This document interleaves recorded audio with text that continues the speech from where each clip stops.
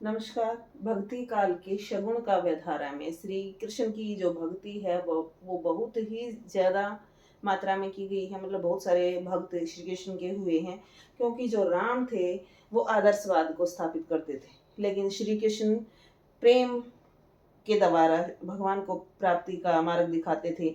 ठीक है, तो इसलिए बहुत सारे जो लोग थे, जो कवि थे, जो महात्मा थे, वो श्री कृष्ण भक्ति की तरफ ज़्यादा आकर्षित हुए हैं।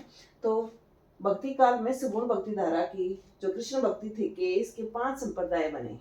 बल्लभाचार्य संप्रदाय से संबंधित कवि, जो सबसे पहला संप्रदाय है वो बल्लभाचार्य संप्रदाय है। तो इससे संबंधित जो कवि हैं वो अष्ट छाप के कवि कहलाए।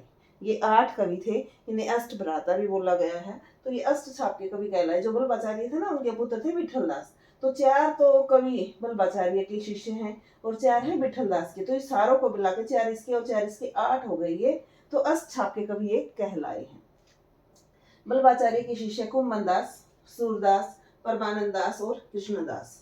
और विठल के जो विठल थे बल्लभाचार्य के पुत्र थे, इनके शिष्य थे गोविंद स्वामी, छीत स्वामी, चतुर्भुज दास।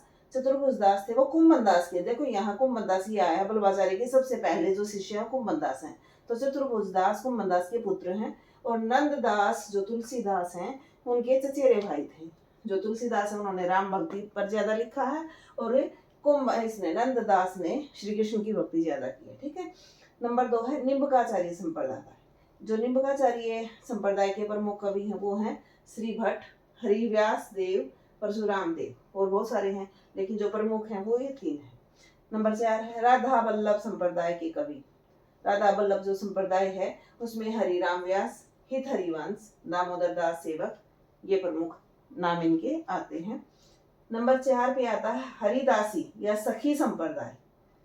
जो श्री कृष्ण की भक्ति राधा के रूप में, एक औरत के रूप में, मतलब उसको अपना सखी मानकर करते हैं, तो वो है हरिदासी सखी।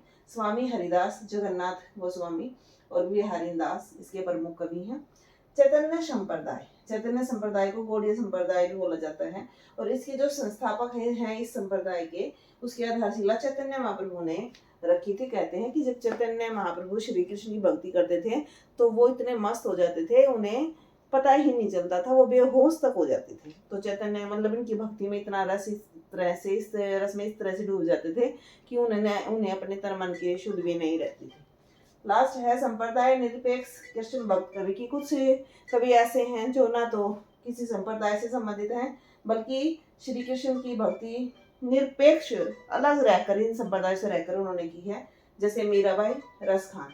तो इस प्रकार से ये भक्ति काल के सगुण काव्य धारा के जो कवि हैं, जो श्री कृष्ण संप्रदाय से संबंधित हैं। धन्यवाद।